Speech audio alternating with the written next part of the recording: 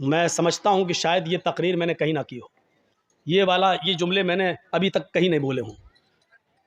तो सुनो, आपको मालूम है अल्लाह के रसूल एक कब्र के पास से गुजर रहे थे, वहाँ एक औरत बैठी हुई थी जिसका बच्चा इंतकाल कर गया था और वो अपने बच्चे की कब्र पर बैठ कर रो रही थी। अल्लाह के नबी ने उससे कहा अल्लाह की अमानत है, ले लिया, चलो तुम सब्र करो। वो पहचान नहीं सकी कि ये अल्लाह के रसूल हैं। उसने क्या कहा, अरे चल जा यहाँ से। आ गया, सब्र कर सब्र कर, सब्र सब्र कर चिल्लाने वाला। जिसकी ऊपर गुजरती है वही जानता है। तुझे क्या मालूम कि मेरा बेटा मर गया है, मेरे ऊपर क्या गुजर रही है, तू क्या जाने। उसने मोहम्मदुर रसूलुल्लाह से ये कह दिया। अल्लाह के रसूल वहाँ से चले गए। भाई ऐसी मौके पर क्या कहा जाए जब वो अपने बच्चे की मौत पर सब्र नहीं हो रहा है, उससे सब्र नहीं कर पा रही है। वो तंबी करना था, कर दिया, आगे बढ़ गए। बाद में उस औरत से 1-2 दिन के बाद किसी ने कहा, तुमने जिस आदमी से ये जुमला कहा जानते हो वो कौन? वो मोहम्मदुर रसूलुल्लाह थे। हैं? वो अल्लाह के नबी थे जिनको मैंने ये बोला था कि हाँ। 3-4 दिन के बाद वो अल्लाह के रसूल के पास आई और कहती है मुझे माफ़ कर दीजिए अल्लाह के नबी, मैं आपको पहचान नहीं सकी। अब सुनिए यहाँ अल्लाह के नबी क्या कहते हैं, आए अल्लाह के रसूल मैं आपको पहचान नहीं सकी, मुझे माफ़ कर दीजिए। आपने मुझे उस दिन सब्र की तलकीन की थी, मैं सब्र कर रही हूँ। अल्लाह के रसूल मुझे सब्र आ गया, मैंने सब्र कर लिया, आप मुझे माफ़ कर दीजिए। मैंने आपसे कहा चल चल, तू क्या जाने, जिसके ऊपर गुजरती वो जानता, मुझे सब्र आ गया। तो अल्लाह के नबी ने मुस्कुराते हुए क्या कहा, नहीं 4 दिन के बाद सब्र आया है ना, नहीं, इन्नमा सब्रु इंद सदमतिल ऊला, सब्र तो उस वक्त होता है जब मुसीबत पहुंचे, उसी वक्त सब्र किया जाए। बाद में तो सभी को सब्र आ जाता है, 2, 4, 5, 6 दिन के बाद, 1 हफ्ते के बाद तो सभी को सब्र आ जाता है। आज अगर 4 दिन के बाद तुम्हें सब्र आया है तो क्या आया है? असल सब्र तो उस दिन था जिस दिन तुम्हारा बेटा मरा था और तुम अपने बेटे के कब्र के पास बैठकर रो रही थी और उस वक्त मैं कह रहा था सब्र करो। उस वक्त तुम सब्र करती तो तुम्हें अज्र मिलता, तुम्हें इनाम मिलता, तुम्हें अल्लाह के यहाँ सवाब दिया जाता। 4 दिन के बाद माफी मांग रही हो और कह रही हो क्या मुझे सब्र आ गया। आज सब्र का कोई बदला तुम्हें नहीं मिलेगा। सब्र तो वो है जो मुसीबत के वक्त आदमी करे, बाद में तो सभी को सब्र आ जाता है। सब्र को समझने की कोशिश करो। सब्र यही नहीं है, एक गांव का मुखिया है, पुलिस और एसएसपी और डीएम से उसके ताल्लुकात हैं, हम गरीब आदमी है, उसने पकड़ा थप्पड़ मारा और हम पिट गए, कुछ नहीं कह रहे हैं उसको, क्यों? मुखिया है, अच्छे ताल्लुकात हैं, सब्र कर लिया। ये सब्र नहीं है, ये सब्र नहीं है, ये जुल्म को सहना है, ये बुज़दिली है। आपने सब्र नहीं किया, आपके दिल में यह था अगर आज इसके पावर के बराबर मैं होता या इसके बराबर मेरे पास पैसा होता या ये पोस्ट मेरी होती, तब देखें ये कैसे जुल्म करता, तब मैं इसको बताता। आप जुल्म सब्र नहीं कर रहे हैं, आप जुल्म सह रहे हैं और जुल्म को सहना एक और जुर्म है, एक और पाप है, एक और गुनाह है, एक और ये बुज़दिली। आपने मुसलमान कभी बुज़दिल नहीं होता है, मुस्लिम कौम जुल्म सहने के लिए पैदा नहीं हुई है। आपके अंदर गुस्सा है, होना चाहिए। मैं नहीं कहता हूं कि गुस्सा आप मत होइए, मैं कहता हूं कि अगर गुस्सा आपके अंदर है तो इस गुस्से को परवरिश कीजिए, उस गुस्से को पालिए। मैं तो आपको ये नसीहत करता हूं कि गुस्से को पालिए, लेकिन इस गुस्से को आप अपने अंदर पाल पोस कर बड़ा करिए और ये गुस्सा वहां दिखाइए जब आपका बेटा शराब पीते हुए घर पे आए, तब आपका गुस्सा आना चाहिए। आपकी बीवी बेपर्दा जब बाजारों में घूमती है तब आपको गुस्सा आना चाहिए। इस गुस्से को संभालिए और जहां गुस्सा होने की जरूरत है वहां गुस्सा कीजिए। यहां गुस्से की जरूरत है, यहां आपकी बेटी बेपर्दगी के साथ घूम रही है, मोबाइल लेती है, अपने जीजा की मोटरसाइकिल पे बैठ के बहनोई के साथ सफर कर रही है और देवर की मोटरसाइकिल पर भाभी बैठकर जा रही है। आपके अंदर गुस्सा आना चाहिए और आप अपने छोटे भाई से कहें तेरी हिम्मत कैसे हुई कि तूने अपनी भाभी को यानी मेरी बीवी को पीछे बिठाया, मोटरसाइकिल पे बिठाया। और एक ससुर को अपने दामाद पर गुस्सा आना चाहिए कि तूने अपनी बीवी को छोड़कर मेरी दूसरी बेटी जो तेरी साली है वो तेरी मोटरसाइकिल पे बैठ के बाजार या स्कूल क्यों गई है। इस गुस्से को संभालिए और इस गुस्से की जरूरत है यहां पेश करने की। आप इस गुस्से को परवान चढ़ाइए। हराम है, हराम है, हराम है अगर कोई जीजा अपनी साली को अपनी बाइक में बिठाकर शॉपिंग कराता है। हराम है अगर कोई देवर अपनी भाभी को बाइक में बिठा के शॉपिंग कराने के लिए जाता है और ये कहता है कि मेरे भाई की इजाजत है। शरीयत भाई की इजाजत के बावजूद भी भाभी को अपने साथ ले जाने की इजाजत नहीं देती है। शरीयत ससुर की इजाजत के बावजूद भी बीवी की इजाजत के बावजूद भी बीवी की बहन को अपने साथ जाने की इजाजत नहीं देती है। शरीयत शरीयत है, न तेरी बीवी का कानून चलेगा न तेरे बाप का कानून चलेगा। यहां कानून चलेगा तो फातिमा के बाप का कानून चलेगा। अगर मुसलमान हो तो फातिमा के बाप के कानून को मानो, अपनी बीवी के बाप का और अपनी बीवी का कानून नहीं। शरीयत शरीयत है, किसी के बाप की जागीर नहीं है। मुझे जो कहना था कह दिया, जिसको बुरा लगता रहे। अगर बुरा लगता है तुम्हें तो अल्लाह की कसम में कामयाब हो गया। अगर मेरी बात तुम्हें चुभी है तो अल्लाह की कसम में अपने जलसे में कामयाब हो गया। और अगर मेरी बात का बुरा नहीं लगा तो हमें सोचना पड़ेगा कि हमारा जलसा कामयाब हुआ है या नहीं हुआ है। क्योंकि जब बुरा ही नहीं लग रहा है तो इसका मतलब यह कि आप वही करोगे जो करते आ रहे हो, और जब वही करना है जो करते आ रहे हो तो फिर जलसा बेकार है। आपका यहाँ बैठना बेकार है। रात के 1 बजे 1:30 बजे 2 बजे तक यहाँ बैठकर अपनी आंखें फोड़ना बेकार है, क्योंकि आपको कोई सवाब नहीं मिलेगा। मेरे प्यारे साथियों, दीन सुनने आए हो ना, कुरान हदीस सुनने आए हो। इस कुरान और हदीस की एक बात यह भी है, और गिरह बांधो, इन्ना अज़ाबन यौमल क़यामती, इन्ना अशद्द अज़ाबन यौमल क़यामती अल मुसव्विरून। ये याद करिए। और जितने लोगों के मोबाइल मौलाना जर्जीज की तरफ लगे हुए हैं, सुने, इन्ना अशद्दन्नासी अज़ाबन यौमल क़यामती अल मुसव्विरून। क़यामत के दिन सबसे सख्त अज़ाब, सबसे ख़तरनाक अज़ाब उस आदमी को दिया जाएगा जो दुनिया में तस्वीरें खींचता होगा, जो दुनिया में सेल्फियां लेता होगा, जो दुनिया में एक अपने मोबाइल से, अपने मोबाइल के कैमरों से किसी मौलवी की तस्वीर लेता होगा या किसी की भी फोटो खींचता होगा। इन्ना अशद्दन्नासी अज़ाबन, मैं हदीस पढ़ रहा हूँ, मुस्लिम शरीफ की हदीस पढ़ रहा हूँ। क़यामत के दिन सबसे ज़्यादा सख्त, मामूली अज़ाब नहीं, हल्का अज़ाब नहीं, इन्ना अशद्दन्नासी अज़ाबन, अज़ाब के एतबार से सबसे ज़्यादा सख्त अज़ाब उसको दिया जाएगा अल मुसव्विरून, जो दुनिया में तस्वीरें खींचता होगा, तस्वीरें बनाता होगा। खींचो, आओ, मैंने किसी को इजाज़त नहीं दी, और इसके बावजूद भी अगर कोई मेरी तस्वीर को खींचकर अपने साथ अगर लेता है तो वो सुन ले और समझ ले, और इस जलसे, इस हदीस को सुनाने के बाद भी अगर कोई लेगा तो वो याद रखे कि उसने न कुरान को अहमियत दी है, न मुहम्मदुर रसूलुल्लाह को अहमियत दी है। उसमें और वसीम रिजवी में कोई फ़र्क नहीं। वो भी नबी को नहीं मानता, तुम भी नबी की हदीस को नहीं मान रहे हो, कोई फ़र्क नहीं है। अब लीजिए जलसा ख़त्म करने के बाद मेरी सेल्फी, देखें कितने लोग लेते हैं। मैंने कह दिया कि उसमें और वसीम रिजवी में कोई फ़र्क नहीं। अब जो मोहम्मद का शेदाई होगा वो मेरा फ़ोटो नहीं लेगा, जो वसीम रिजवी का भाई होगा वो फिर भी खींचेगा। अब देखता हूँ कि कौन मोहम्मद का शेदाई है और कौन वसीम रिजवी का भाई है। अब देखना है मुझे। खींचो फ़ोटो। नहीं मिसाल देना चाहता था लेकिन आज दी हमने। आए हो जलसा सुनने, मजाक बना के रख दिया है दीन के जलसों को, मजाक बना के रख दिया है। परचूनी की दुकान, किराना मर्चेंट की दुकान समझ लिया। जो समझ में आया वो अमल करेंगे, जो नहीं समझ में आया छोड़ देंगे। ये तुम्हारे बाप की जागीर चल रही है। इस्लाम के जो हमें पसंद है वो अमल करेंगे, जो पसंद नहीं आया वो छोड़ देंगे। नहीं चलेगा। शरीयत तो मुहम्मदुर रसूलुल्लाह की नापसंद को भी नापसंद नहीं मान रही है। याद है अल्लाह के रसूल का मामूल था, असर की नमाज पढ़ के आप अपनी सारी बीवियों के घर जाते थे, थोड़ी थोड़ी देर के लिए। आपकी जितनी बीवियां मौजूद थीं उनके घर जाते थे, और हज़रत ज़ैनब के घर थोड़ा ज़्यादा बैठ जाते थे। क्यों? कि किसी जगह कुछ मिलता नहीं था। और ज़ैनब क्या करती थी, जो आपकी बीवी थी ज़ैनब बिन्त जहश, वो क्या करती थी, उनके पास शहद था तो शहद का शरबत बनाकर अल्लाह के नबी को पिलाती थी। तो भूखे रहते थे, नहीं मिलता था।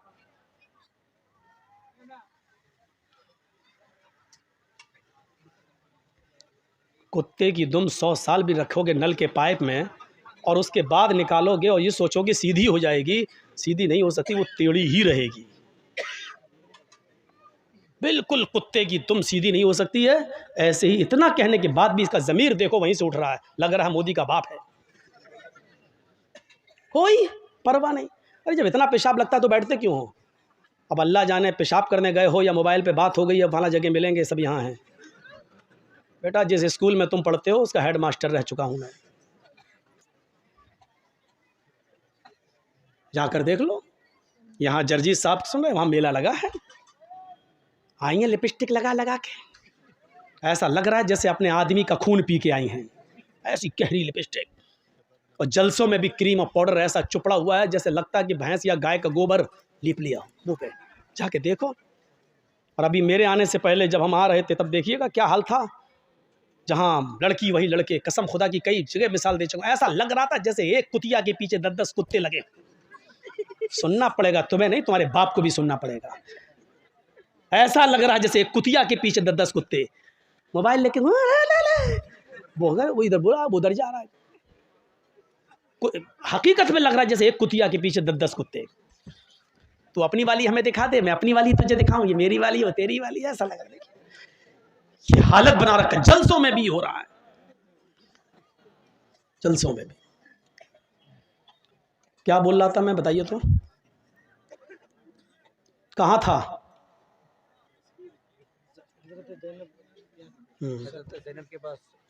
वो कह रहा तस्वीर की बात तो निकल गई। अब हजरत ज़ैनब बिनते जहश के यहाँ गए, भूखे रहते थे, तो वो कुछ शहद का शरबत बनाकर अल्लाह के नबी सल्लल्लाहु अलैहि वसल्लम को पिलाती थी, थोड़ी देर हो जाती थी। जिसकी कई बीवियां हों तो बीवियों में तो आपस में टसन रहती ही है। अच्छा, उनके यहाँ ज़्यादा क्यों बैठ जाते हैं, हमें इतना टाइम क्यों नहीं देते हैं? तो सारी बीवियों ने सलाह कर ली। क्या सलाह की? कि अल्लाह के रसूल जिसके पास भी जाएंगे, ज़ैनब के घर से निकल के जिसके भी पास जाएंगे, सारी बीवियां नबी की ये एक ही बात बोलेंगे कि आपके मुंह से तो मगाफिर की एक पौधा होता है, मगाफिर एक जड़ी बूटी होती है, उसकी बदबू आ रही है आपके मुंह से। तो अब अल्लाह के नबी ज़ैनब के घर से निकले, दूसरी बीवी के यहाँ गए, उन्होंने कहा अल्लाह के नबी आपके मुंह से तो बदबू आ रही है, हैं? बदबू कहाँ से आएगी? फिर आप दूसरी बीवी के पास गए, उन्होंने भी कहा बदबू आ रही है। जब सारी बीवियाँ एक ही बात कहेंगी तो दिमाग तो कबूल कर ही लेगा ना कि इसका सभी एक ही बात कह रही हैं, तो इसका मतलब बदबू। और नबी अकरम को बदबू से सख्त नफरत थी। खुशबू भी आप इतनी लगाते थे कि पसीना भी टपकता था तो खुशबूदार बन जाता था। जिस नबी की हालत ये हो, वो बदबू को कैसे पसंद करे? तो कहा क्या खा के आए आप ज़ैनब के घर से? कहा शहद का शरबत पी के आया हूँ, इसीलिए बदबू आ रही। तो अल्लाह के नबी ने कह दिया आज के बाद शहद को मैं हाथ नहीं लगाऊंगा, शहद मुझ पर हराम, नहीं पीऊँगा आज के बाद, नहीं खाऊँगा। तो शहद को अल्लाह ने हलाल किया और नबी ने क्या कह दिया, आज के बाद मैं शहद को हाथ नहीं लगाऊंगा।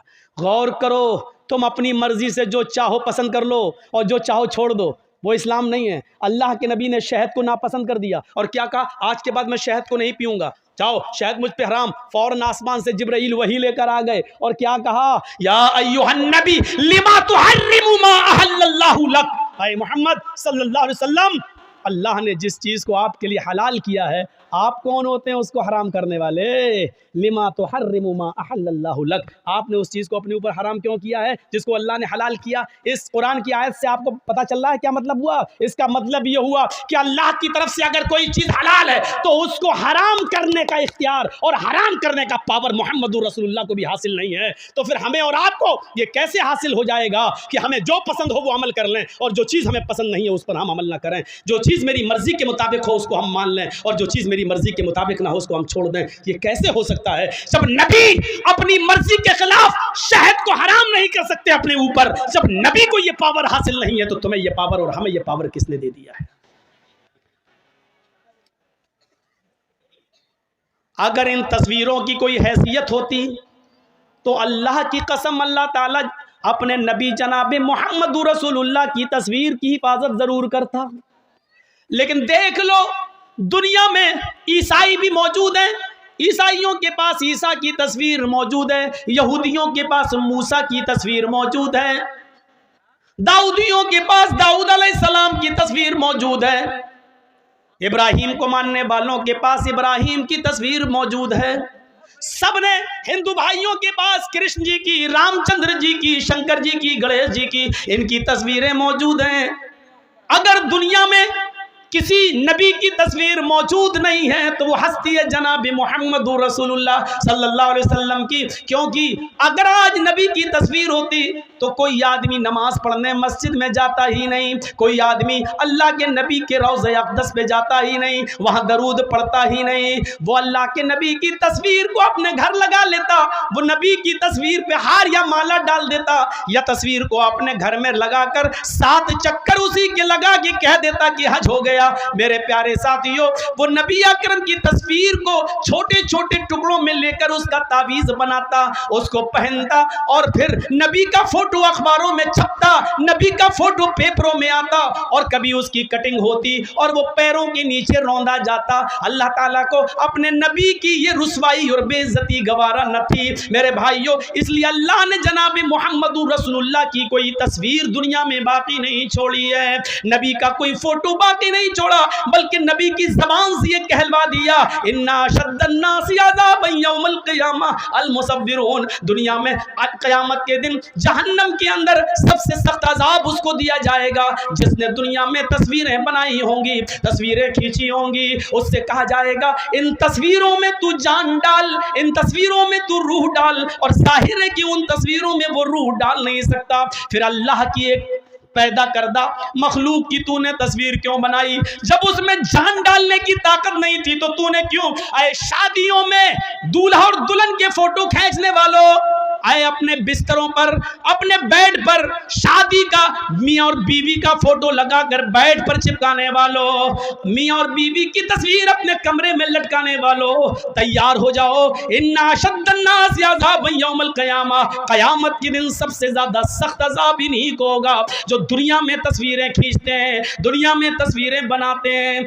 और सबसे ज्यादा सख्त अज़ाब उकिलतु बिसलयूता बिजहन्नम यौमइज़िन लहा, क़यामत के दिन जहन्नम खींच कर लाई जाएगी। जहन्नम के अंदर 70,000 लगामें पड़ी होंगी और जहन्नम को खींच कर लाया जाएगा। जब जहन्नम को खींच कर लाया जाएगा, जहन्नम चीख रही होगी। और सुनो, हाँ सुनो, कुरान सुनने के लिए बुलाया, हदीस सुनने के लिए जर्जीस को दावत दी, तो सुनो, हाँ सुनो, जहन्नम जब खींच कर लाई जाएगी, अल्लाह कहेगा, अरे जहन्नम क्या चाहती है? जहन्नम चीखेगी और कहेगी, उकिल्तु बिसलास, आय अल्लाह मेरे अंदर 3 किस्म के लोगों को पहले डाल, 3 गुनाहगारों को मेरे अंदर पहले डाल। अल्लाह कहेगा, अरे जहन्नम बता तेरे अंदर 3 कौन से गुनाहगारों को डालो? सबसे पहले वो नाम लेगी, आय अल्लाह उकूकुल वालिदैन, माँ बाप के सताने वालों को, माँ बाप को रुलाने वालों को जहन्नम में मेरे अंदर सबसे पहले फेंक।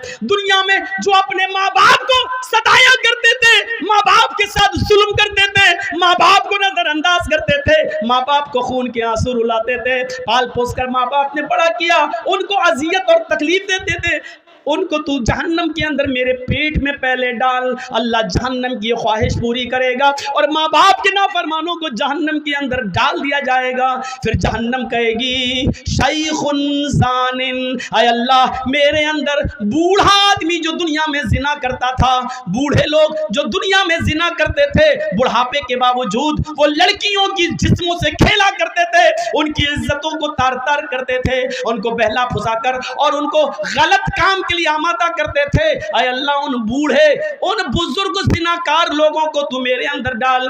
नौजवान से तो एक बार गलती होती है, वो जवानी का नशा है, हालांकि वो भी जहन्नम में सजा भुगतेंगे, वो अपने हिसाब किताब के बाद जहन्नम में जाएंगे, लेकिन जहन्नम जिनको मांग रही है वो कह रही है कि मेरे अंदर बूढ़े जिनाकारों को, बूढ़े जानियों को तू मेरे अंदर डाल, जिन्होंने बुढ़ापे के बाद भी, जबकि उस उम्र में शहावत कम हो जाती है, इस उम्र में शहावत की कमी हो जाती है, इसके बावजूद उन्होंने लड़कियों की इज्जत से खिलवाड़ किया। आय अल्लाह इस बूढ़े जानी को तू जहन्नम के अंदर डाल। अल्लाह बूढ़ा जना करने वाले बूढ़ों को भी जहन्नम के अंदर डाल देगा। कहे अल्लाह एक मखलूक और रह गई है, तो उसको भी मेरे अंदर डाल। अल्लाह कहेगा, बता कौन सी मखलूक है? अल मुसव्विरून, जहन्नम चीख कर कहेगी, तस्वीर बनाने वालों को, तस्वीर खींचने वालों को, फोटो बनाने वालों, फोटो खींचने वालों को अल्लाह जहन्नम मुतालबा करेगी, जहन्नम पूछेगी, जहन्नम अल्लाह से मांगेगी और अल्लाह जहन्नम की फरियाद पूरी करेगा और जहन्नम में इन तस्वीर बनाने वालों को, तस्वीर खींचने वालों को भी डाल दिया जाएगा। एक चीज होती है मजबूरी में किसी चीज की इजाजत देना। पासपोर्ट बनवाना है, जरूरत है। आधार कार्ड में आपका फोटो लगना है, जरूरत है, खींच सकते हो। बैंक में पासबुक के अंदर और बैंक में आपका फोटो लगना है, आप दे सकते हैं। ड्राइविंग लाइसेंस में आपका फोटो लगेगा, आप दे सकते हैं। ये चीज जायज है, जरूरत है, आप दीजिए। बिना जरूरत क्यों? एक आदमी वीडियो में किसी की तकरीर रिकॉर्ड करता है, लेकिन अपने पास रखने के लिए तो गलत है, लेकिन उसको आम करता है और जाहिर करता है और दूसरी जगह पहुंचाता है तो एक ज़रूरत है। क्योंकि ये तकरीर आज ज़िक्रा में हो रही है तो जाहिर है कि इसको यूपी और बिहार और उड़ीसा वाले नहीं सुन पा रहे हैं। अब वो चाहता है कि ये तकरीर जो ज़िक्रा में हुई पूरा हिंदुस्तान सुने, पूरी दुनिया सुने, और उसको नश्र करके दूसरी जगह पहुँचा रहा है। तो ऐसी जगह पर उसकी वीडियो बनाकर तकरीर की गर्ज से डाला जा सकता है, लेकिन उसमें कटिंग करके ये हरामीपना है। मौलाना जर्जीस ने मोदी को ललकारा, ये हेडिंग बना के मौलाना जर्जीस ने वसीम, अब देखा मना करने के बावजूद भी वही चीज़ डाली गई है। मौलाना जर्जीस, और वही चीज़ मैंने कहा कि वो सब कुछ बदल गया, लेकिन वो बीच वाला हिस्सा कैसे बदलेगा, अपनी मशीन कैसे, उसी को काट छांट कर इन यूट्यूबर वालों ने उसी चीज़ को दिखाया है।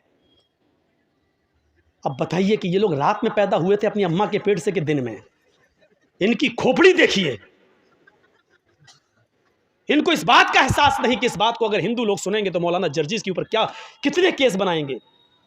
लेकिन इनके अकाउंट में पैसा आना चाहिए, इसीलिए मैं कह रहा हूं इनका हरामीपना देखिए।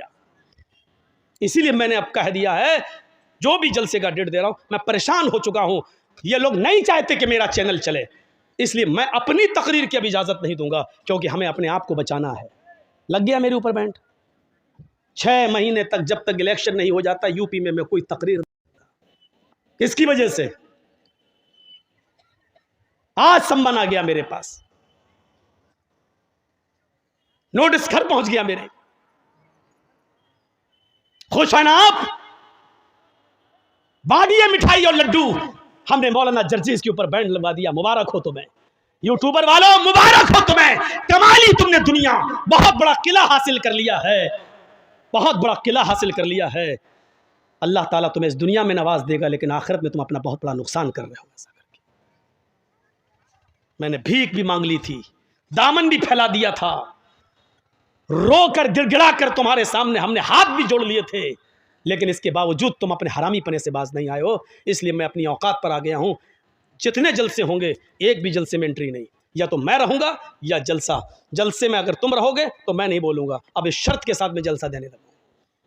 आज मैंने 2 प्रोग्राम इसी शर्त के साथ दिए हैं। अब जो दे चुके हैं, जिनमें इश्तिहार छप गए हैं, उनमें तो जाना पड़ेगा, लेकिन आज से जो दे रहा हूं लंबे प्रोग्राम जो 2-3 महीने के बाद के, उनमें हम एक भी यूट्यूबर को बर्दाश्त नहीं करेंगे। आके दिखाओ आप। जलसे में ऐलान कर रहा हूं मैं इस बात का, स्टेज पे बोल रहा हूं इस बात का कि किसी को नहीं आने दूंगा। सोच समझ के आइएगा। हर इश्तिहार में अब छपा होगा, लिखा होगा कि किसी यूट्यूबर को इजाज़त नहीं। अब ये लिखा होगा और मैं लिखवाऊंगा, क्योंकि तुम अपनी हरकत से बाज नहीं आए हो और मुझे ऐसा करने पर तुमने मजबूर कर दिया है। चैनलों के नाम मालूम है मुझे, नहीं चाहता हूं कि नाम लेकर तुम्हें यहाँ रुस्वा करूं और फिर तुम्हें लोग अनसब्सक्राइब करें। तुम्हें मैं चाहूं तो 5 जलसों में उन चैनल वालों के नाम लेकर सबको, हम जो है जिन्होंने सब्सक्राइब किए सबको हटवा सकता हूं। मैं सबको हम हटवा सकते हैं। एक इसको हटा दीजिए, इसको अनसब्सक्राइब कर दीजिए, सब मैं चाहूं तो कर सकता हूं। लेकिन जब तक तुमने कर दिया, लेकिन अब नहीं। तुमसे मैंने पनाह मांग ली है। तुमने मेरे आंसुओं की कदर नहीं की, तुमने मेरे माँ के आंखों से गिरने वाले आंसुओं को नहीं देखा। रोई है मेरी माँ नोटिस पढ़कर, उसको नहीं देखा। माँ माँ होती है, उसका कलेजा अंदर से रोता है। जब सुनती है टीवी पर मौलाना जर्जीस को दिखाया जा रहा है, रोती है। पता नहीं क्या करे हो। तुम नहीं जानते हो कि कितना खराब दौर चल रहा है। लोग बहाने ढूंढ रहे हैं, बेकसूर सही, लेकिन बेकसूर साबित करने के लिए 10 साल लग जाएंगे कि हम बेकसूर हैं। और 10 साल के बाद कोर्ट कहेगी कि जर्जीस साहब को बाइज्जत बरी किया जाता है, लेकिन वो 10 साल का हिसाब नहीं देगी। करो अपना हरामीपना, दिखाओ, जाओ। आज तक मैंने ये बात नहीं कही है, अब अल्लाह ही तुमसे निपटेगा। न मैं बद्दुआ दे रहा हूँ, न दुआ दे रहा हूँ तुम्हें। बस इतना ही कहूँगा कि अब अल्लाह ही तुम्हारी खैर करे और अल्लाह ही तुमसे निपटेगा। तुमने हमें रोने पर मजबूर कर दिया, परेशान करके रख दिया। तुमने कहा बदबू आ रही है, छोड़ दिया, लेकिन अल्लाह ने मना कर दिया। तो मेरे भाइयों, किसी को पावर नहीं है। अपनी मनपसंद चीज़ों को ले लो और अपनी मनपसंद चीज़ों को छोड़ दो। ये इस्लाम नहीं है। पसंद आए तब भी, ना पसंद आए तब भी लेना पड़ेगा। फजर में कौन उठना चाहता है? कोई उठना चाहता है? सर्दी के दिनों में होंठ से होंठ सर्दी लग रही है, ठंडे पानी से वुजू बना रहा, कौन चाहता है कि अपने नरम गरम बिस्तर से उठे, कंबल हटाए, लिहाफ हटाए, रजाई को दूर करे, ठंडे पानी से वुजू बनाए और मस्जिद में जाए। कौन चाहता है? कोई नहीं चाहता, दिल तो नहीं चाहता, लेकिन करना पड़ेगा, चाहे तुम्हारा दिल गवारा करे चाहे न करे, क्योंकि अल्लाह की जन्नत इतनी आसान नहीं है कि बिस्तर पर लेटे रहो, तुम उसके लिए उठकर 2 रकात नमाज भी न पढ़ सको और उम्मीद रखो कि अल्लाह तुम्हें जन्नत दे दे। तुम्हें नापसंद है, लेकिन तुम्हें करना पड़ेगा, इसलिए करना पड़ेगा क्योंकि ये अल्लाह का हुक्म है, यही इस्लाम है। और इस्लाम तुम्हारी मर्जी पर, हमारी मर्जी पर नहीं चलता। इस्लाम चलता है तो अल्लाह और उसके रसूल की मर्जी पर, अल्लाह और उसके रसूल की नाफिज करदा शरीयत के मुताबिक चलता है। साहबा ने कुर्बानियाँ क्यों दी हैं, अपनी जानें क्यों दी हैं, इसको सोचिए। हमें भी वो कुर्बानियाँ देने की ज़रूरत है। कौन आदमी ऐसा है जो ये चाहता कि अपनी जान दे, लेकिन साहबा अल्लाह के रसूल मुझे इस जंग में ले चलिए, मैं चाहता हूँ कि शहीद हो जाऊँ, मैं चाहता हूँ कि जंग लड़ूँ, या तो काफिरों को मारूँ या शहीद कर दिया जाऊँ। अल्लाह के नबी उनको कबूल कर रहे हैं, ले रहे हैं, और वो जा रहे हैं और लड़ रहे हैं और शहीद हो रहे हैं। क्यों? क्योंकि अल्लाह के नबी ने फरमाया, शहीद जब कत्ल किया जाता है, उसके खून का पहला कतरा जब ज़मीन पर गिरता है तो अल्लाह उसके सारे गुनाह को माफ़ कर देता है। शहीद क़यामत के दिन जब अपनी कब्र से उठेगा तो उन्हीं कपड़ों में उठेगा जिन कपड़ों में वो शहीद हुआ है, और उसी जगह से उसका खून बह रहा होगा, टपक रहा होगा, जिस जगह खंजर, जिस जगह तलवार या जिस जगह गोली लगी है। इस हाल में उठेगा कि उसके जिस्म से खून गिर रहा होगा। अल्लाह ताला उसके जिस्म से गिरते हुए खून को देख कर कहेगा, फरिश्तों, इस बंदे का क्या हिसाब लूं, इससे क्या पूछताछ करूं, ये तो मेरे लिए अपनी पूरी जमीन और जायदाद और जान सब कुछ देकर चला आया, इससे क्या मैं पूछूं, इसने तो सब कुछ मेरी राह में कुर्बान कर दिया था, इसने तो अपनी जान तक मेरी राह में दे दी थी। जाओ, मैंने इसको बख्श दिया, इसको जन्नत के अंदर दाखिल कर दो, इसको जन्नत के अंदर ले जाओ। फरिश्ते उसको जन्नत में ले जा रहे होंगे। फरिश्ते पूछेंगे, तुम्हारी कोई और तमन्ना है? जन्नत की नेमतों को शहीद देखेगा, जन्नत की नेमतों को शहीद देखेगा। फिर फरिश्ते पूछेंगे, कुछ और चाहते हो? तो फरिश्ते कहेंगे, हाँ, एक तमन्ना और है। कहा, क्या है? कहा है, फरिश्तों, अल्लाह से दुआ करो, अल्लाह से कहो, मेरी एक तमन्ना यह है कि वो मुझे दुनिया में दोबारा भेज दे, मैं दोबारा जंग करना चाहता हूं, दोबारा काफिरों से लड़ना चाहूंगा, और फिर मैं चाहूंगा कि फिर मैं शहीद हो जाऊं, फिर मैं जन्नत में लाया जाऊं। क्योंकि शहीद का इतना बड़ा इज्जत, इतना बड़ा इकराम कि शहीद जन्नत की नेमतों को देख कर कहेगा, अल्लाह, मैं चाहता हूं कि मुझे बार बार दुनिया में भेज, मैं बार बार कत्ल किया जाऊं और बार बार जन्नत में आऊं, और तू बार बार पूछे कि तेरी तमन्ना क्या है, मैं फिर कहूं कि अल्लाह, मुझे दुनिया में भेज और मुझे कत्ल किया जाए और फिर मैं जन्नत में आऊं। जरा गौर करो कि शहीदों का इनाम कितना बड़ा होगा, शहीद का इनाम कितना बड़ा होगा, कि शहीद जन्नत की नियामत में देखने के बाद भी हट नहीं, उसमें है नहीं। फरिश्ते पूछ रहे हैं, कुछ और चाहते हो? अब जन्नत में किसी चीज़ की कमी तो है नहीं, फिर भी फरिश्ते पूछ रहे हैं, कुछ और चाहते हो? कि हाँ, क्या? दुनिया में दोबारा जाना चाहता हूं, नक्तुल, फिर कत्ल होना चाहता हूं, फिर जन्नत में आना चाहता हूं। ये तमन्ना होती है।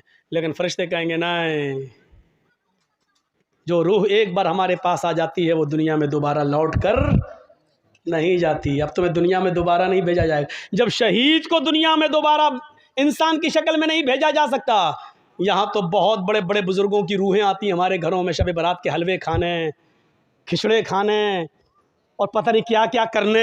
बड़े बड़े लोगों की रूहें आती हैं हमारे यहाँ, कहते हैं बुजुर्गों की रूहें आती हैं। मेरे भाइयों, कुरान कहता है जो रूह मेरे पास आ जाती है वो दोबारा लौट कर नहीं जाती। अच्छा, एक बात बताइए, दुनिया में 3rd क्लास की ज़िंदगी है, आदमी मर गया, अच्छे काम किया है, फिर वो आखिरत में चला गया, बरज़ख में चला गया, अब वो फिर 1st क्लास की ज़िंदगी से कोई 3rd क्लास की ज़िंदगी में आएगा?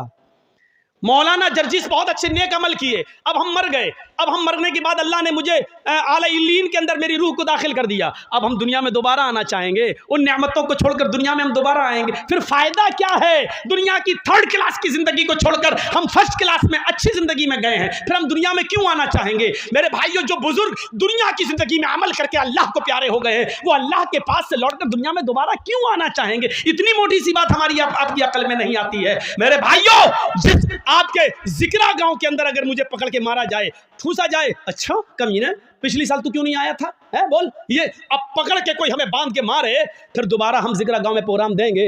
कभी नहीं देंगे। एक बार जो आदमी हम मार खा चुका हो, दोबारा क्यों वो उस गांव में प्रोग्राम देगा? मेरे भाइयों, जो आदमी दुनिया में मुसीबतें बर्दाश्त करके, नेक अमल करके, फजर की नमाजों में सर्दियों में उठकर तकलीफें बर्दाश्त करके उसने अच्छी जिंदगी पाई हो, इल्लीन के अंदर मकाम पाया हो, जन्नत की खिड़की उसके लिए खोल दी गई हो, फिर वो दुनिया में दोबारा उससे कहा जाए चले तो दोबारा क्यों आएगा, फिर हम क्यों जाएं और अमल करें, फिर क्यों हम नमाज़ें पढ़ने के लिए जाएं, हमें अल्लाह ने जब ये इनाम दे दिया तो हम दुनिया में क्यों जाएं। मेरे भाइयों, फिर वो दुनिया में दोबारा तकलीफ उठाने के लिए क्यों आएगा। इतनी मोटी सी बात हमें और आपको समझना चाहिए।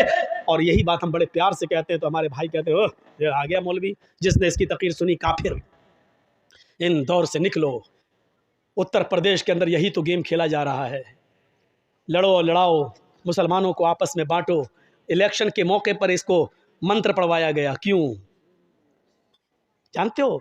मकसद सिर्फ जितेंद्र त्यागी नहीं है, मकसद है पूरा शिया समुदाय को अलग करना और सुन्नियों को अलग करना। ये दोनों अलग हो गए और शियों के वोट अगर बीजेपी को मिल गए तो बस बीजेपी 2022 के चुनाव में फिर आ रही है यूपी के अंदर। ये मकसद है।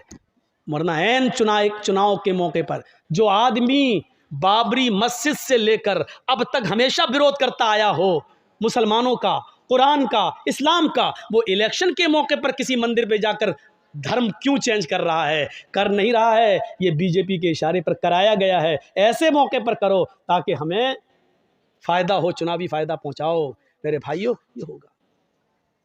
दुआ करो, इसका भी वही हश्र हो जो सलमान रश्दी का हुआ है, इसका भी वही हश्र हो जो तस्लीमा नसरीन का हुआ है। आपको मालूम है कुरान के ऊपर जिन लोगों ने एतराज़ात किए उनका हश्र क्या हुआ? तस्लीमा नसरीन ने पहले लज्जा किताब लिखी, इस्लाम पर कीचड़ उछाला, दूसरे लोगों ने बड़ी इज्जत की, आओ आओ बहुत अच्छा काम किया।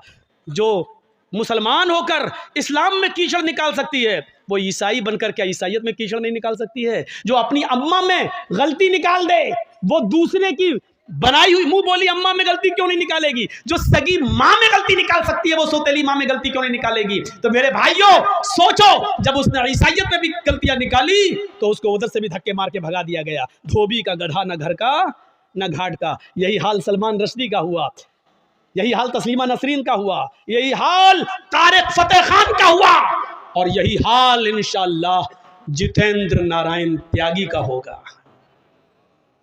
जब तक इनके बाप हैं जिंदा या हुकूमत में तब तक इसकी इज्जत है, और जब बाप ही नहीं रहेगा तो इसकी इज्जत भी नहीं रहेगी, और बाप जिंदगी भर नहीं रहेगा। ये आपको मालूम है ना? राहत इंदौरी ने कहा था जो आज साहिबे मसनद हैं कल नहीं होंगे, किराएदार हैं जाती मकान थोड़ी है। ये सब आने जाने वाली सरकारें होती हैं। जब तक बाप जिंदा है बेटे की इज्जत होगी, और बाप हटा तो बेटे का कोई पुरसाने हाल नहीं होगा। और दुआ करो कि इलाहुल आलमीन इसने कुरान को जलील करने की कोशिश की, बारे इलाह तू इसको ऐसा जलील कर, ऐसा जलील कर, ऐसा जलील कर कि बाद में आने वाले लोगों के लिए इसकी जिंदगी और इसकी मौत दोनों निशाने इबरत बन जाए, दोनों लोगों के लिए मकाम इबरत बन जाए। ये दुआ करो मेरे भाइयों, क्योंकि ऐसे लोगों की मौतें ऐसी हुई हैं कि वो पूरी दुनिया के लिए मकाम इबरत बन गई। फिरौन की लाश जो कहता था ना रब्बुकुमुल आला, मैं तुम्हारा रब हूँ, क्या हुआ? समंदर में डूबा, गर्क किया गया। डूबा तो कोई उसको बचाने वाला नहीं हुआ। अपने आप को रब कहने वाला भी क्या कहता है? आमन्ना बे रब्बिल आलमीन, रब्बे मूसा व हारून, मैं मूसा और हारून के रब पर ईमान लाया। वो चीख रहा था जब समंदर में डूब रहा था, लेकिन उस वक्त अल्लाह ताला ने फिरौन के ईमान को और उसके इस्लाम को कबूल नहीं किया।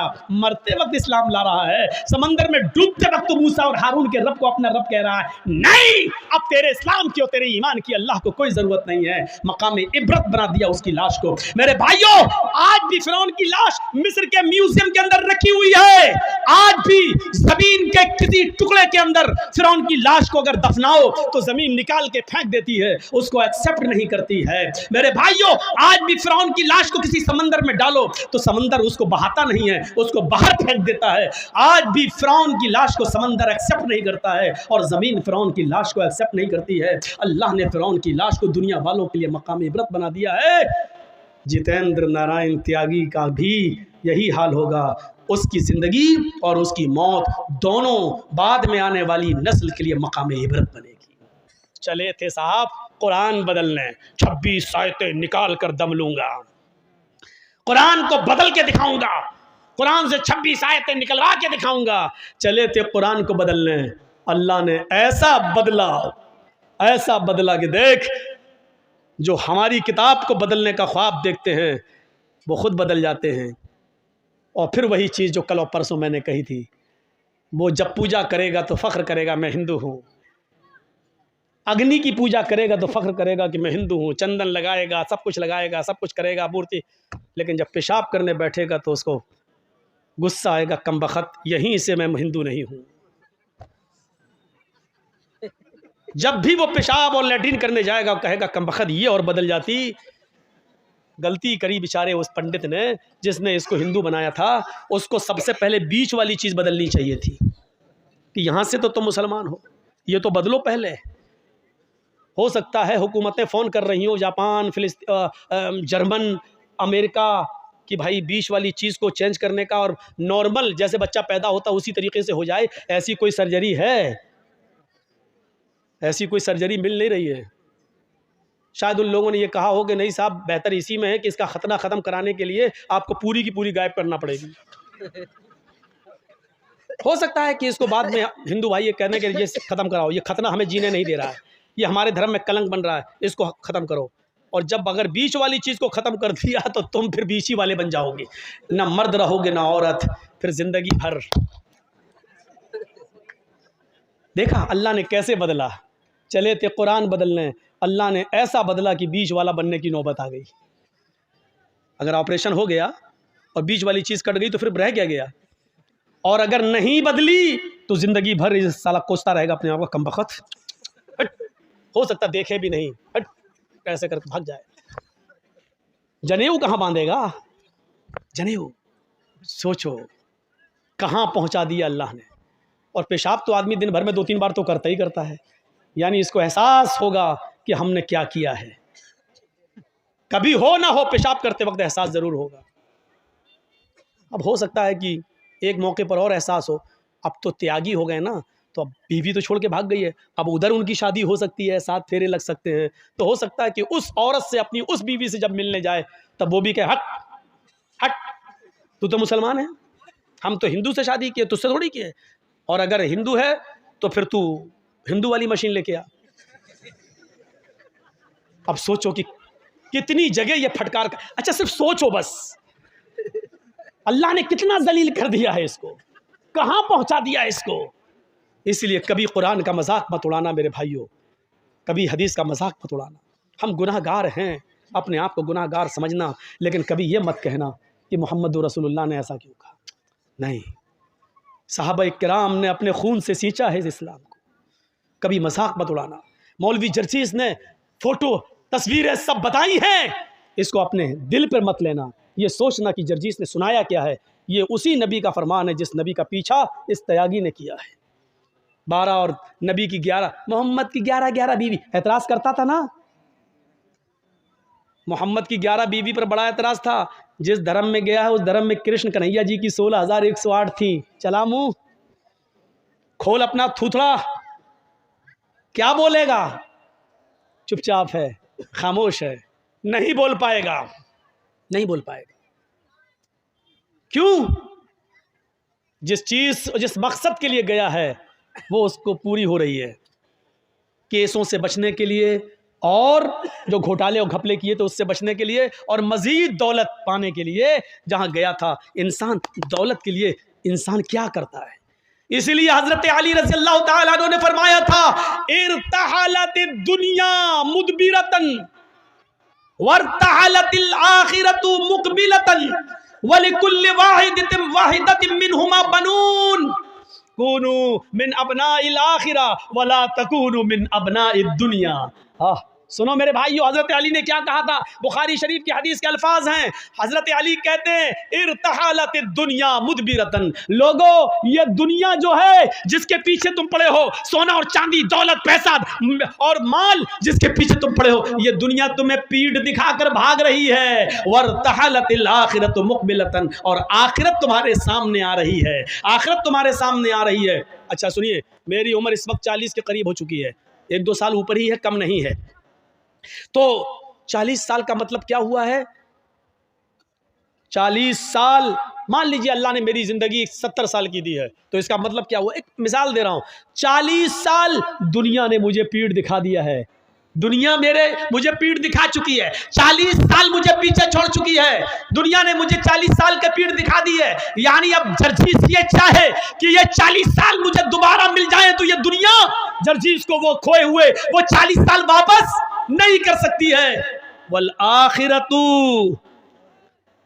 मुक़बिल, और आखिरत जो है वर्तहलतिल आखिरतु मुक़बिलतन, और आखिरत सामना कर रही है। यानी 40 साल हमारी दुनिया से छूट गए और आखिरत के 40 साल हम करीब हो गए। यानी आखिरत आ रही है और दुनिया पीछे जा रही है। तो अल्लाह के नबी क्या फरमाते, हजरत अली क्या कहते हैं, दुनिया दुनिया दुनिया पीठ दिखा रही है, आखिरत तुम्हारा मुकाबला कर रही है। दुनिया जैसे जैसे तुम्हें छोड़ती जा रही है, आखिरत वैसी वैसे तुम्हारे करीब आती जा रही है। और इन दोनों में से हर एक के बेटे, हर एक की औलादें, यानी दुनिया के भी बेटे और आखिरत के भी बेटे, दुनिया के भी बेटे हैं और आखिरत के भी बेटे हैं। वलिकुल्लि वाहिदतिन मिनहुमा बनून, इन दोनों में से हर एक की औलादें हैं। दुनिया की भी औलाद है और आखिरत की भी औलाद है। तकूनु कूनु कूनु मिन अबनाइल आखिरा, आखिरत की औलाद बनो, वला तकूनु मिन अबनाइद दुनिया, दुनिया के बेटे मत बनो, दुनिया की औलाद मत बनो, दुनिया की औलाद मत बनो। यानी दुनिया की दौलत में मत फंसो, सोने और चांदी के पीछे मत पड़ो, बल्कि आखिरत की औलाद बनो। यानी आखिरत कमाओ, एक एक नेकी को गनीमत जानो, एक एक सवाब के काम को करो, एक एक अच्छा काम करो, आखिरत की औलाद बनो। सुनो, इसके बाद हजरत अली क्या कहते हैं, दुनिया की औलाद मत बनो, आखिरत की औलाद बनो। इसलिए कि फ़इन्नल यौमा अमलुन वला हिसाबा व गदन हिसाबुन वला अमला, इसलिए कि आज इस दुनिया में अमल है, हिसाब नहीं है। इस दुनिया में अमल है, हिसाब नहीं है। यानी तुम जो भी करोगे तुमसे कोई हिसाब किताब नहीं लिया जाएगा। दुनिया में नमाज पढ़ोगे तुमसे हिसाब किताब नहीं लिया जाएगा, रोजा रखोगे कोई पूछताछ नहीं होगी, शराब पियोगे तो तुमसे कोई पूछेगा नहीं, जुआ खेलोगे तो तुम्हारा कोई हिसाब किताब नहीं होगा। अब ये तुम्हें सोचना है कि नमाज पढ़ना है, रोजे रखना है, हज करना है, ज़कात देना है, मदरसों में चंदा करना है या नहीं देना है या नहीं, ये सारी चीजें तुम्हें सोचना है। तुम्हें सोचना है या शराब पीना है, जुआ खेलना है, ज़िना करना है, क्या करना है, ये तुम्हें सोचना है। लोगों, फ़इन्नल यौमा अमलुन वला हिसाब, दुनिया में अमल है, हिसाब नहीं। आज अमल है, कोई पूछताछ करने वाला नहीं। वगदन हिसाबुन वला अमल, और कल कयामत के दिन हिसाब किताब होगा, कोई अमल नहीं। कल कयामत के दिन हिसाब किताब होगा, कोई काम नहीं। अब न शराब पीने दी जाएगी, न नमाज पढ़ने दिया जाएगा, न तुम्हें रोजा रखने दिया जाएगा, न जुआ खेलने दिया जाएगा। कल सिर्फ हिसाब ही हिसाब होगा, कोई अमल नहीं होगा। आज अमल ही अमल है, अच्छा करो या बुरा करो, कोई हिसाब नहीं है। अब तुम्हें सोचना है अच्छा करना या बुरा करना है। आज अमल है, हिसाब नहीं, कल हिसाब है, अमल नहीं। दुनिया में अमल है, कोई पूछताछ करने वाला नहीं, और आखिरत में हिसाब है, कोई अमल करवाने वाला नहीं। मेरे भाइयों, अब हमें और आपको सोचना है कि हमें क्या करना है। यह हजरत अली रजी अल्लाह ताला अन्हु ने बयान कर दिया है और बता दिया है। अब हमें और आपको अपनी जिंदगी के बारे में सोचना है कि हमें क्या करना है और क्या नहीं करना है। बनाइए अपनी जिंदगी। तो हिंदू धर्म और इस्लाम की बहुत सी बातें मिलती हैं, बहुत सी बातें मिलती हैं, तौहीद भी मिलती है, आयतें और मंत्र भी मिलते हैं, और कलमा भी मिलता है, नमाज भी मिलती है, रोज़ा और हज भी मिलता है। हर चीज़ में हर चीज़ मिल रही है, यहाँ तक कि मरने के बाद दोबारा ज़िंदगी भी मिलती है। हिंदू धर्म में भले ही ये कहा जाता हो कि 7 जन्म है, इंसान मरने के बाद अच्छे कर्म किए होंगे तो इंसान बनेगा, बुरे कर्म किए होंगे तो कुत्ता बिल्ली चूहा बंदर छछूंदर ये सब बनेगा। लेकिन हकीकत ये है मेरे भाइयों कि हिंदू धर्म के अंदर भी मरने के बाद एक ही जन्म है। मृत्यु पश्चातम द्वितीय जन्मम भवति, ने तृतीय ने चतुर्थ ने पंच ने षष्ठ ने सप्त ने अष्ट ने नवम ने दशकं का। मरने के बाद तुम्हारा एक दूसरा जन्म होगा, न तीसरा, न चौथा, न पांचवा, न छठा, न सातवां, न आठवां, न नवा, न 10वां। यानी मरने के बाद तुम्हें दोबारा इंसान बनाया जाएगा, तुम्हें इंसान की शक्ल में दोबारा लाया जाएगा। तुम कुत्ता बिल्ली चूहा बंदर नहीं बनोगे। यही कुरान कहता है कि मरने के बाद ऐ लोगों, हम तुम्हें दोबारा जिंदा करेंगे, हम तुम्हारी हड्डियों के पोर तक को बना देंगे। क्या तुम ये समझते हो? अयहसबुल इंसानु अल्लन नजमा इज़ामा, इंसान ये सोचता है कि हम उसकी हड्डियों को हरगिज़ जमा जमा नहीं कर पाएंगे। बला कादिरीन अला अन नुसव्विया बनाना, अरे हड्डियां तो छोड़, हम हड्डियों उंगलियों के पोर तक बनाने के ऊपर कादिर हैं। उंगलियों के पोर क्या हैं? ये उंगली है, ये पोर है। और अल्लाह ताला ने यह उंगली क्यों कहा है? उंगलियों के पोर भी, यानी मरने के बाद इंसान की हड्डी गड्डी सब मिल जाए, सड़ जाए, गल जाए, कुछ भी हो, और जब क़यामत के दिन अल्लाह जिंदा करेगा तो अल्लाह कह रहा हम हड्डी नहीं, उंगली नहीं, उंगलियों के पोर तक बनाने पर कादिर हैं। जैसा था वैसा। आज आप देख लीजिए, एक उंगली दूसरे इंसान की उंगली से अलग होती है। आपने आधार कार्ड बनवाया है, आपका वो लगा होगा फिंगरप्रिंट, आपने गए होंगे ऐसे, ये अंगूठा। क्यों? हर इंसान की एक उंगली पूरी दुनिया के इंसानों की उंगली से टच नहीं हो सकती है। देखने में बराबर लग रही है, एक जैसी है, लेकिन हर एक की अलग अलग है। मौलाना जर्जीस साहब ने इंडिया में पासपोर्ट बनवाया, फिर नेपाल चले गए, नेपाल की भी नेशनलिटी ले ली, एक मिसाल दे रहा हूँ, और उधर से पासपोर्ट बनवा लिया। अब जैसे ही पासपोर्ट बनवाने जा रहे हैं, उसने कहा चलिए फिंगरप्रिंट दीजिए। जैसे ही फिंगर हाथ रखा उंगली, उसने साफ कह दिया कि ये पासपोर्ट तो मोहम्मद जर्जीस के नाम से इंडिया में बन चुका है। फिंगरप्रिंट आपका बता रहा है कि आपका ये पासपोर्ट बन चुका है, और आप यहाँ नाम बदल रहे हैं, जमील अख्तर रख रहे हैं, आप नाम यहाँ पर बदल कर आप हारून, इदरीस, मूसा, ईसा रख रहे हैं, आपका नाम तो मोहम्मद जर्जीस है और ये आपका पासपोर्ट बन चुका है। लीजिए। छोरी छुपे आप नेपाल के रहने वाले हैं, किसी तरह इंडिया में घुस गए, इंडिया से पासपोर्ट बनवा लिया। एक पासपोर्ट आपने उधर नेपाल में भी बनवा रखा है, आपका नेपाल का पासपोर्ट मोहम्मद जमील के नाम से है, और इंडिया का पासपोर्ट आपका मान लीजिए मोहम्मद इदरीस के नाम से है। आप किसी तरीके से वीज़ा वीज़ा लेके दुबई, अमेरिका कहीं जा रहे हैं, वहाँ जैसे ही पहुँचते हैं वहाँ फिंगरप्रिंट लिया जाता है, पता चलता है कि आप मोहम्मद इदरीस नहीं हैं, आप मोहम्मद जमील हैं, और आप इंडिया से आए हैं, आपका पासपोर्ट बन चुका है नेपाल में मोहम्मद जमील के नाम से। वहीं पर पुलिस पकड़ेगी और आपको नेपाल की गवर्नमेंट के हवाले कर दिया जाएगा और भेज दिया जाएगा। जब उंगली, एक उंगली दूसरे अलग, अल्लाह ताला उसी उंगलियों से हर इंसान को, उसके पोर से और उसके फिंगर से हर इंसान को अलग अलग जिंदा करेगा। मेरे भाइयों, अल्लाह कहता है उस पोर को भी बनाने पर कादिर है। भला कादिरीन अला नुसव्विया बनाना, हड्डियां तो बहुत दूर की बात, हम उंगली और उंगलियों में जो फिंगर प्रिंट होते हैं, जो हल्के हल्के निशान होते हैं, हम उनको भी बनाने पर कादिर हैं। बच नहीं सकता इंसान, उसका हिसाब व किताब लिया जाएगा मेरे भाइयों, और ये अकल में भी नहीं आती है। अच्छा ये बताओ, ज़मीन में आप गेहूं डालोगे तो गेहूं पैदा होगा ना, चावल डालोगे तो क्या पैदा होगा? चावल। आम की गुठली ज़मीन में डालोगे तो उससे क्या पैदा होगा? आम। क्लियर है? कभी आपने देखा हो कि बोया हो आम और पैदा हो गया हो अमरूद? कभी आपने देखा है बोया हो आपने अंगूर और पैदा हो गया हो तरबूज? कभी आपने सुना? नहीं सुना। आम डालोगे आम पैदा होगा, तरबूज बोगे तो तरबूज पैदा होगा, लौकी कद्दू डालोगे तो लौकी और कद्दू पैदा होगा। जो चीज़ तुम ज़मीन के अंदर डालोगे उससे वही चीज़ निकलेगी और उसी का फल निकलेगा। अकल भी यही कहती है। मरने के बाद इंसान को जब तुम कब्र में दफन करोगे, ज़मीन में गाड़ोगे, तो इंसान से इंसान ही पैदा होगा या कुत्ता बिल्ली चूहा बंदर पैदा हो जाएगा। जब आम से अमरूद पैदा नहीं हो सकता तो इंसान से कुत्ता बिल्ली चूहा बंदर कैसे हो जाएगा?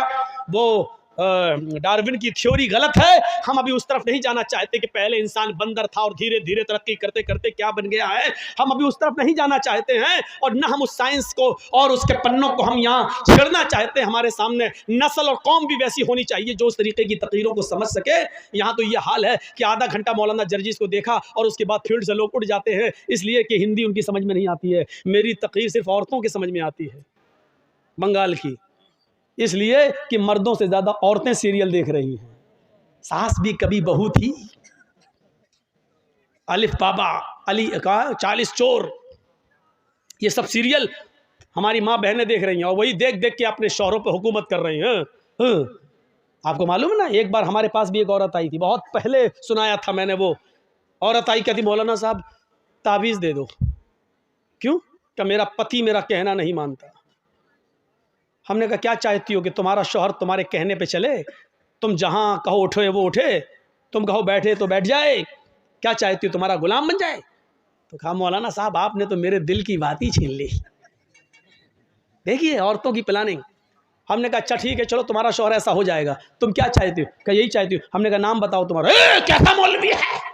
हमने क्यों क्या हुआ? नाम लूंगी अपने शौहर का। क्यों? अरे नाम लेने से तो तलाक हो जाएगी। हमारे बड़े बड़े मौलाना कहते हैं कि पत्नी को पति का नाम नहीं लेना चाहिए। हमने कहा अच्छा, और हमें उसके मुंह से नाम निकलवाना था। तो मैंने कहा कि अच्छा ऐसी बात है। हमने कहा जब तक तुम नाम नहीं बताओगी तो तुम्हारा पति तुम्हारा गुलाम कैसे बनेगा? ताबीज में नाम लिखा जाएगा तभी तो तुम्हारा पति तुम्हारा गुलाम बनेगा। कहते अच्छा ये बात है कि हाँ। बुलाती है अपनी छोटी सी बच्ची को, वहाँ लला ललो बोलते हैं बरेली में, लड़के को लला लड़की को ललो। ललो इधर आ। हाँ क्या तेरे पापा का क्या नाम है? बच्ची कहती है रहमतुल्लाह। मेरे पापा का नाम रहमतुल्लाह। हमने कहा रहमतुल्लाह? हाँ हाँ हाँ हाँ। हमने कहा ये तो रहमतुल्लाह बता रही है कि हाँ यही नाम है। हमने कहा क्या नाम है? कहा यही जो बताया बच्ची ने। फिर भी नहीं बोल रही, वो भी बड़ी ढीठ है। तो हमने कहा क्या नाम है? ये बच्ची सही से नहीं बोल रही कि वही बोल रही है। सही है क्या? क्या बच्ची का? रहमतुल्लाह। हमने कहा रहमतुल्लाह कि हाँ हाँ जो आप बोल रहे हैं वही है। तो हमने कहा ये नाम तो तुम्हें लेना पड़ता है। कभी नहीं लेती हूँ। हमने कहा तो इसका मतलब तुम नमाज नहीं पढ़ती हो? कहा नहीं नमाज 5 टाइम की पढ़ती हूँ। हमने कहा नमाज पढ़ती हूँ उसमें तो नाम आता है? कहा नहीं आता है। हमने कहा नमाज पढ़ती हूँ तो सलाम नहीं फेरती हो? क्या फेरती हूँ? हमने कहा उसमें तो आता है अस्सलामु अलैकुम व रहमतुल्लाह। रहमतुल्लाह आता है कि नहीं आता है? तो कहती है जब वो नाम आता तो नहीं लेती हूँ। तो हमने कहा फिर क्या कहती हो? तो कहती जब वो नाम आता तो मैं कह देती हूँ अस्सलामु अलैकुम ललो के अब्बा। मैं नाम नहीं लेती हूँ। अस्सलामु अलैकुम ललो के अब्बा, अस्सलामु अलैकुम ललो के अब्बा। बताइए ये हाल है। अल्लाह की कसम उस औरत ने ये जुमले कहे हैं, मुझसे कहे कि मैं नाम नहीं लेती हूँ। हमारे मौलवियों ने कहा कि नाम लेंगे तो तलाक हो जाएगी। बताइए लोगों ने ये बता रखा है, जबकि बीवी अपने शौहर का नाम ले तो ये सुन्नत है, ये सुन्नत है। देखिए अल्लाह के नबी अपनी बीवी आयशा से कहते हैं आयशा जब तुम नाराज होती हो तो मैं समझ जाता हूं कि तुम मुझसे नाराज हो, और जब तुम मुझसे खुश होती हो तो मैं समझ जाता हूं कि तुम मुझसे खुश हो। हजरत आयशा ने कहा अल्लाह के नबी कैसे? मैं तो कभी जाहिर नहीं होने देती हूँ अपनी नाराजगी, फिर आप कैसे समझ जाते हैं? मैं नाराज भी होती हूँ तो हम जाहिर नहीं होने देते कि मैं नाराज हूँ, फिर आप कैसे समझ जाते हैं? फरमाया आयशा शौहर हूं तुम्हारा, चेहरा पढ़ता हूं, जानता हूं तुम्हें। कहा नहीं बताइए आप मेरी नाराजगी का पता कैसे लगाते हो? फरमाया आयशा जब तुम मुझसे नाराज होती हो तो कहती हो किसी बात पर इब्राहिम के रब की कसम। क्या कहती हो? नहीं इब्राहिम के रब की कसम मैंने ऐसा नहीं किया, इब्राहिम के रब की कसम मैंने खाना खा लिया, इब्राहिम के रब की कसम। जब तुम मुझसे नाराज होती हो तो कहती हो इब्राहिम के रब की कसम, और जब तुम मुझसे खुश होती हो तो कहती हो मोहम्मद के रब की कसम। मोहम्मद के रब की कसम मैंने खाना खा लिया, आप दिखाइए। अल्लाह के नबी मोहम्मद आपके रब की कसम, मोहम्मद के रब की कसम। आयशा जब तुम मेरा नाम लेती हो तो मैं समझ जाता हूं कि तुम मुझसे खुश हो। आयशा की उम्र कितनी है? 9 साल। और अल्लाह के नबी की उम्र कितनी है? 54, 54 साल। लेकिन मियाँ और बीवी के दरमियान इतनी लंबी उम्र का फासला होने के बावजूद आयशा क्या कह रही हैं? मोहम्मद के रब की कसम। और अल्लाह के नबी क्या कह रहे हैं? नाम लो। क्या कह रहे हैं? नाम नहीं लेना चाहिए हैं? मैं पति हूँ। क्या कह रहे हैं? जब तुम मुझसे खुश होती हो तो मैं समझ जाता हूँ कि खुश हो, क्योंकि तुम कहती हो मोहम्मद के रब की कसम। यानी बीवी जब अपने पति का नाम ले तो ये मोहब्बत की अलामत है, मोहब्बत की अलामत है। मैं तो कहता हूँ कि नाम लेना चाहिए, हर औरत को नाम लेना चाहिए। कुछ जाहिल औरतें क्या कहती हैं? बच्चे का नाम है फरीद तो अपने पति को बुलाएंगी, आदमी का नाम है सलीम तो ये सलीम नहीं, ए फरीद के पापा सुनो। और जब तक फरीद नहीं था तब तक क्या कहती थी? शादी तो तेरी सलीम से हुई है ना, फरीद तो 1 साल के बाद आया है ना। 1 साल तक वो क्या था? ए जी ओ जी बस। कहां तुमने अपने आप को बना लिया? ए जी सुनो, अजी सुनो। और जब बच्चा पैदा हो गया, ए फरीद के पापा, ए नसीम के पापा। ये अजीब सिस्टम है। नाम लो डंके की चोट पर। तो मेरे भाइयों हजरत फातिमा ने भी क्या कहा था? आए अली जब मेरा इंतकाल हो जाए तो मुझे रात की तारीकी में इशा के बाद मुझे कब्रिस्तान ले जाना दफनाने के लिए, दिन के उजाले में नहीं। फातिमा ने नाम लिया अली जब मेरा इंतकाल हो जाए तो दिन के उजाले में मुझे दफन मत करना, कब्रिस्तान मुझे इशा के बाद ले जाना। फरमाया फातिमा ऐसा क्यों कह रही हो? अगर तुम्हारा इंतकाल फजर के बाद हो जाए तो क्या मैं इशा के बाद ले जाऊं? तुम्हारे नबी ने, तुम्हारे अब्बू ने तो कहा मय्यत को जल्दी कब्रिस्तान ले जाओ। कहा सब कुछ ठीक है लेकिन मुझे रात में कब्र में ले जाना, रात में दफनाना। कहा क्यों? कहा अली मैं नहीं चाहती हूं कि मेरे मुर्दा जिस्म पर पड़े हुए कफन पर भी किसी गैर मर्द की नजर पड़े।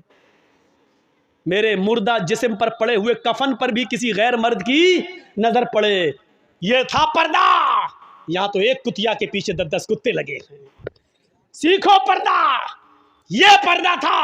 मेरे मुर्दा जिस्म पर पड़े हुए कफन पर भी किसी गैर मर्द की नजर ना पड़े। ये दिया है मोहम्मद की बेटी फातिमा ने इस्लाम का पर्दा। ये बताया है मोहम्मद की बेटी फातिमा ने कि पर्दा ये होता है, और इसी की दावत दी और इसी की तबलीग की है। मेरे प्यारे साथियों, मैंने 2 बज गया है और मुझे 11:15 बजे 11:30 बजे स्टेज पे लाया गया था। मैंने कुछ नहीं बोला कि मौलाना मोतीउर रहमान साहब चंदा कर रहे हैं। अब मैं आपसे रुखसत होता हूँ 2 घंटे की स्पीच के बाद, इस उम्मीद के साथ कि इंशाअल्लाह आज की तकरीर आप बहुत सोच समझ के सुने होंगे और ये तकरीर आपके घर आपके दिलों में इनकलाब पैदा करेगी।